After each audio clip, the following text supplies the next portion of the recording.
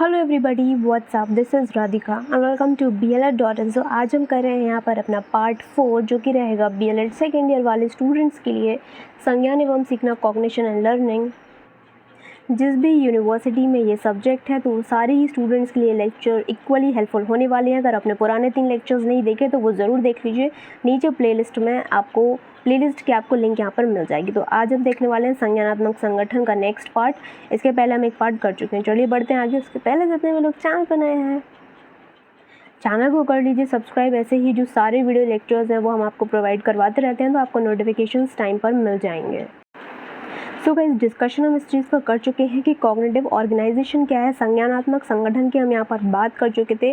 उसके हमने डिटर्मिनेंट्स के बारे में हम यहाँ पर बात कर रहे हैं, जहाँ कि पहला हमने देखा था कि स्टिमुलस संबंधी कारक क्या है, कि ऐसी क्या चीज़ आपके सामने आ रही है जो आपको एक्साइट करे और आपका ध्यान अपनी तरफ केंद्रित करे। ठीक है, तो हमने बात करी थी आवृत्ति के बारे में, तीव्रता के बारे में, विरोध के बारे में, हमने कंट्रास्ट के बारे में बात करी थी कि नंबर्स किस तरीके से आपको यहाँ पर अपनी तरफ अट्रैक्ट करते हैं। आपका जो दिमाग है वो किस तरीके से नंबर्स जो जब ज़्यादा संख्या होती है उस तरफ आपका दिमाग क्या होता है, ज़्यादा अट्रैक्ट होता है और कोशिश उसकी ये होती है कि वो उस चीज़ को याद रख ले। नेक्स्ट, किसी भी चीज़ की गति, मूवमेंट, कोई चीज़ जल्दी जल्दी मूव कर रही है तो आपका ध्यान उस तरफ जाएगा और वो चीज़ आप कहीं ना कहीं याद उसको रख पाएंगे। तो ये सारी चीज़ें थी। नेक्स्ट हम यहाँ पर देखने वाले हैं आज के व्यक्तिगत संबंधित कारक क्या हो सकते हैं, कि पर्सन टू पर्सन डिपेंड करेंगे कि आप ऐसी क्या आपके अंदर ऐसी क्वालिटी है या फिर ऐसा क्या होगा कि आप किसी भी चीज़ को ज़्यादा जल्दी पकड़ पाएंगे। आपका जो ब्रेन है वो किसी भी चीज़ को देखकर जल्दी एक्साइट हो जाएगा और उसकी कोशिश ये रहेगी आपके माइंड की कि वो उस चीज़ को याद कर सके। तो यहाँ पर हम बात करने वाले हैं बोध विस्तार, स्पैन ऑफ एप्रीहेंशन। देखते हैं कि ये क्या होता है।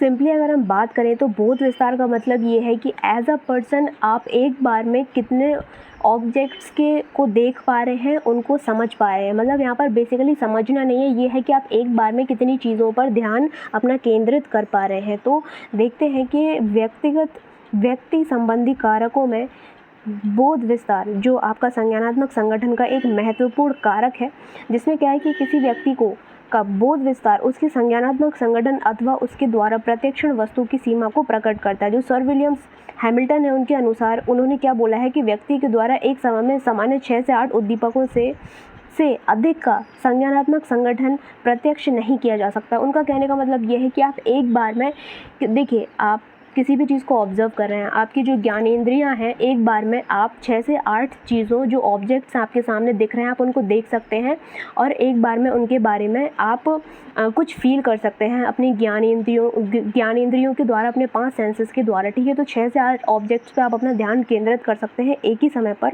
और उनसे क्या कर सकते हैं, संज्ञानात्मक संगठन आप बिठा सकते हैं, अपना कॉग्निटिव ऑर्गेनाइजेशन आप बिठा सकते हैं अपने ब्रेन में उनको देखकर, क्योंकि आप उन चीज़ों से एक्साइट हो रहे हैं। लेकिन 6 से 8 से ज़्यादा ऑब्जेक्ट्स पर आप ध्यान यहाँ पर नहीं अपना केंद्रित कर सकते।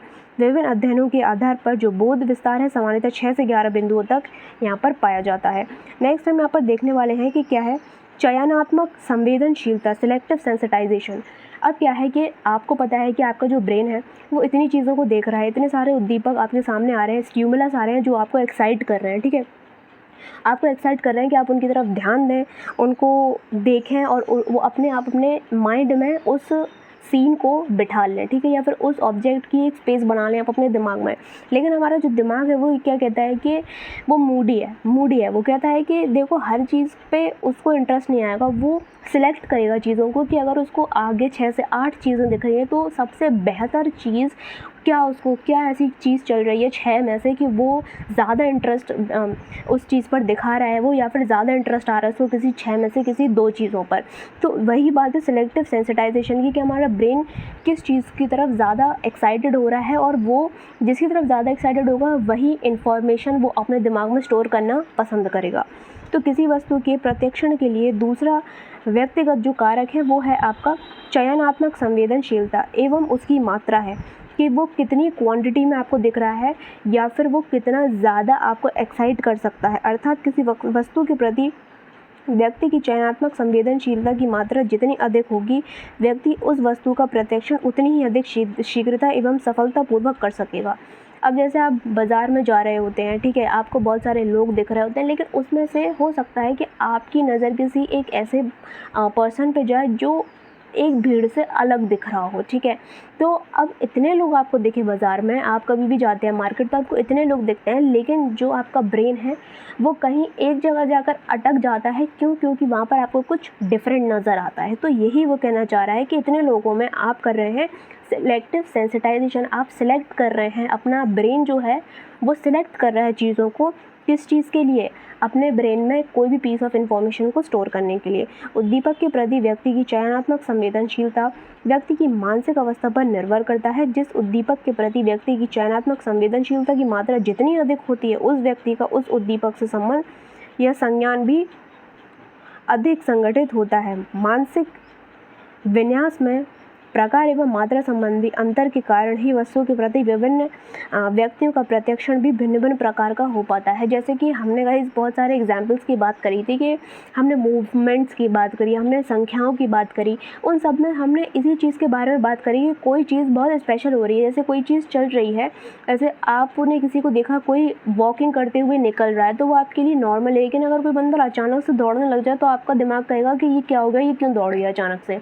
तो वो थोड़ा कोशिश करेगा जानने के लिए कि ये बंदा आखिर दौड़ा क्यों, ऐसा क्या हो गया अचानक से कि ये दौड़ने लग गया। तो वो यही कह रहे हैं कि कोई चीज़ अलग तरीके की आपको नज़र आ रही है तो संभावना ज़्यादा होती है कि आप उस चीज़ की तरफ ज़्यादा अट्रैक्ट हो और आपका माइंड उसी चीज़ के पीछे भागे और वही पीस ऑफ इंफॉर्मेशन आपके दिमाग में लॉन्ग टर्म के लिए क्या होगी, स्टोर होकर रह जाएगी। एक पुस्तक का प्रत्यक्षण और इस तरीके का जो सिलेक्शन है आपके ब्रेन के द्वारा वो सबका अलग अलग है। हो सकता है आप और आपका फ्रेंड कोई भी हो जो बाज़ार में मार्केट में गए हो, तो जो आपका फ्रेंड है एक्स पर्सन, तो हो सकता है कि जिस चीज़ पे आपका दिमाग गया उसका नहीं गया, उसको वो चीज़ नहीं आई समझ, उसने नहीं दिया उस चीज़ पर ध्यान, ठीक है। तो ऐसा भी होता है, ज़रूरी नहीं है कि हर किसी का ब्रेन एक ही चीज़ पर जाके अटके, बट कोशिश क्या रहती है कि ऐसा ज़्यादा परसेंटेज होता है कि ऐसा ही हो, लेकिन डिफरेंट होता है अलग लोगों के लिए। जैसे कि हम यहाँ पर एक एग्जाम्पल से समझेंगे कि जैसे एक पुस्तक का जो प्रत्यक्षण, जो एक प्रकाशन है वो क्यों करता है? धनोपार्जन के लिए करता है, पैसे कमाने के लिए करता है। जो छात्र है वो परीक्षा के दृष्टिकोण से करता है, जो लेखक है उसको सम्मान मिलता है इसलिए करता है, जो अध्यापक है उसको विषय वस्तु मिलती है, उसको टीचिंग एड्स यहाँ पर मिलती है बुक की वजह से। तो आप देख रहे हो कि यहाँ पर किताब तो एक ही है, लेकिन किस तरीके से अलग अलग लोग उसको अलग अलग तरीके से प्रयोग कर रहे हैं, क्योंकि सबकी नीड्स अलग हैं, ठीक है। सबका यहाँ पर गोल अलग है उस किताब को लेकर।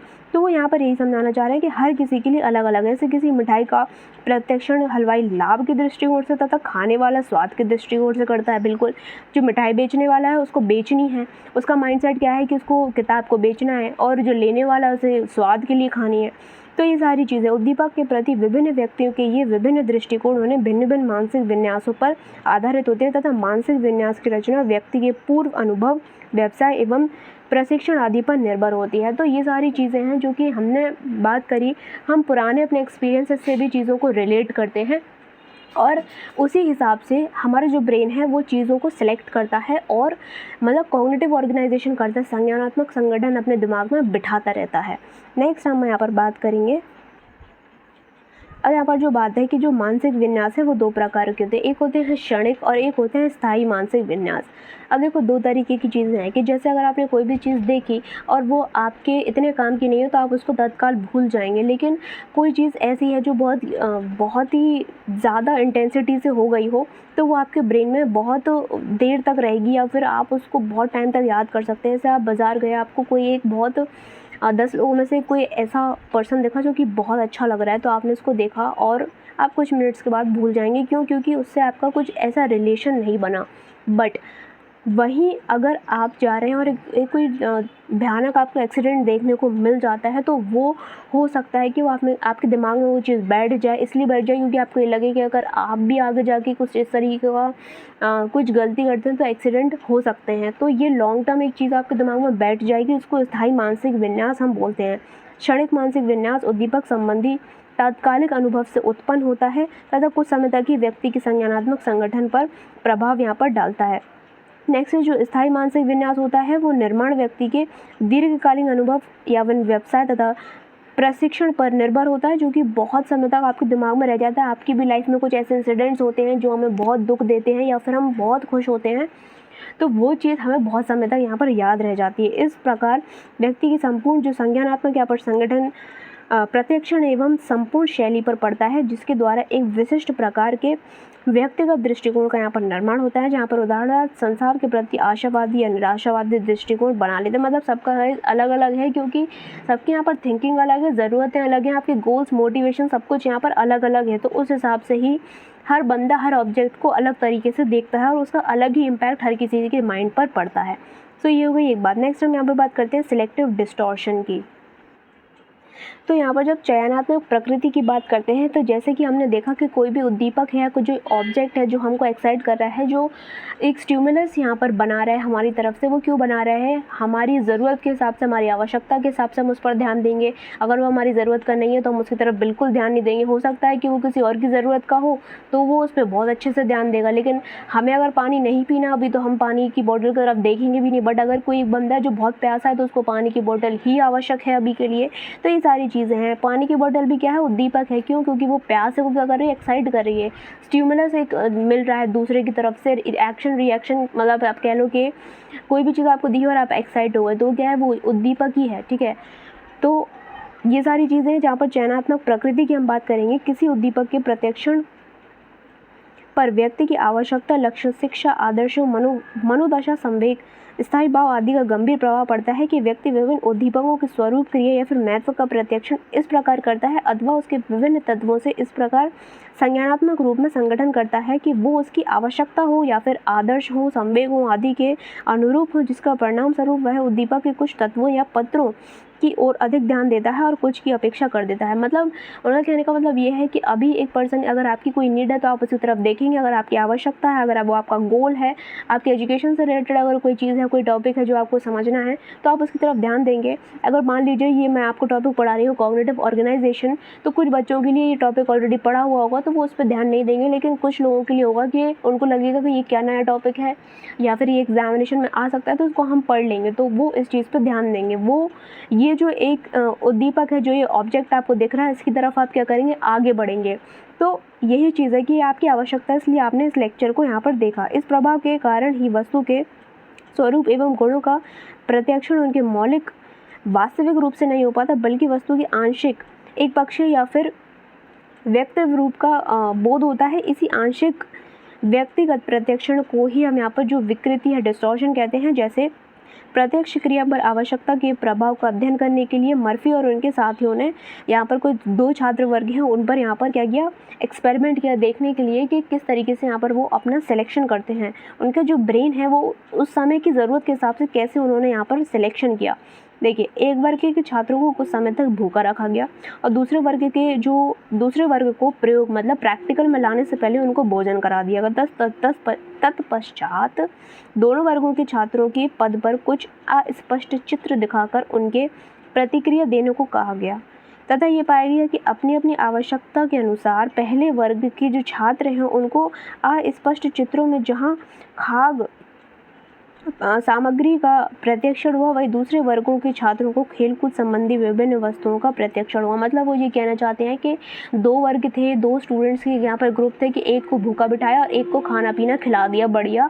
उसके बाद कुछ पिक्चर्स उनके सामने दिखाई तो उनसे बोला गया एक तरीके से कि बताओ इन पिक्चर्स में क्या है। तो जो भूखे बच्चे हैं उनको खाना दिख रहा था उसमें। क्यों? क्योंकि वो अभी भूखे हैं, उनकी आवश्यकता है खाना, उनको ज़रूरी है, उनका लक्ष्य है अभी खाना। ठीक है, और दूसरे बच्चों को खेलकूद दिख रहा है या फिर कोई भी चीज़ दिख रही है। क्यों दिख रही है? उनको खाना बिल्कुल नहीं दिखेगा। क्यों? क्योंकि अब उनकी ज़रूरत पूरी हो चुकी है खाना से। आपने भी यूट्यूब के बहुत सारे शॉर्ट्स ऐसे देखे होंगे कि जब आपको भूख लग रही होती है तो इतने सारे वीडियोस होते हैं, कहीं पनीर नान के होते हैं, कहीं मैगी के होते हैं, कहीं कोई पिज़्ज़ा की रेसिपी बना रहा होता है तो हमारे मुँह में पानी आ जाता। बट आप एक बार चेक करना कि जब आपने खाना खा लिया, आपका पेट भरा हुआ तो आपको ये सब चीज़ें ऐसी लगेंगी नहीं यार बस अब नहीं देख पाएंगे। अब एक्साइटेड आप उतने नहीं थे जितने आप भूखे होने से पहले थे। तो यही चीज़ है कि उसके समय आपकी क्या ज़रूरत है, उसी तरीके से ब्रेन जो आपका है कोई भी चीज़ को सेलेक्ट करता है और एक पीस ऑफ इन्फॉर्मेशन की तरह अपने माइंड में स्टोर करता है। यही पूरे चैप्टर में हम पढ़ रहे हैं, विच इज़ कॉग्निटिव सिलेक्शन या फिर संज्ञानात्मक आपका जो यहाँ पर सिलेक्शन कर रहा है ब्रेन। ठीक है,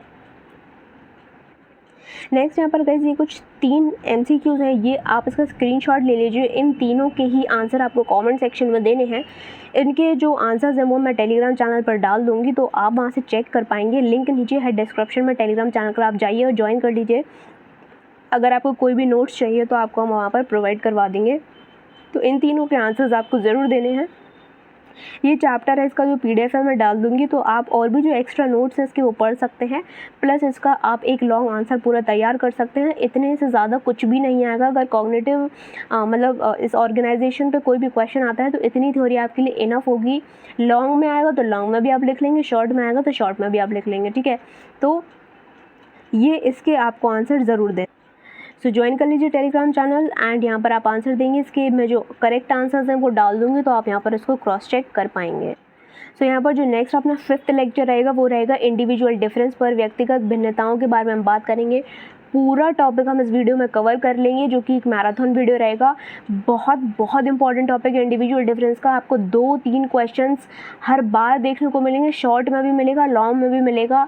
तो ये बहुत ज़्यादा इंपॉर्टेंट लेक्चर रहने वाला है, तो सभी अपने फ्रेंड्स को शेयर कर दीजिए और नेक्स्ट वीडियो में ज़रूर जुड़िए। ये अपना 5th टॉपिक रहेगा। यहाँ पर नोट्स चाहिए तो बिल्कुल बता देना, और इस टॉपिक को बहुत ध्यान से पढ़ना है। इसी में से आपको अपने सारे नोट्स प्रिपेयर करते रहना है, ठीक है।